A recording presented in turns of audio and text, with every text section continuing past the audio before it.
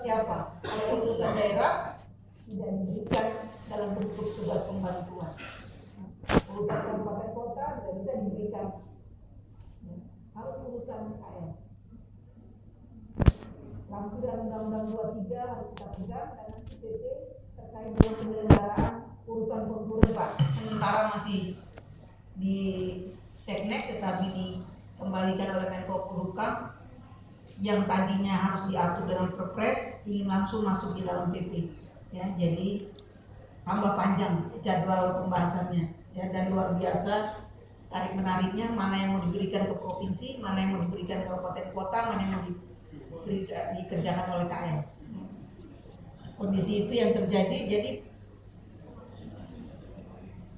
pelimpahan atau penugasan sebagian urusan pemerintahannya Bapak Ibu sekalian yang dilaksanakan oleh GWPP, amanat pelimpahannya sudah ada di dalam Undang-Undang 23 2014.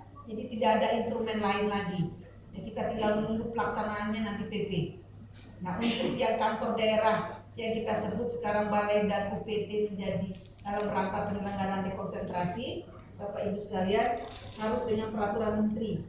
Harus yang betul-betul tugasnya KL yang tidak didekonkan dan tidak di-TP-kan.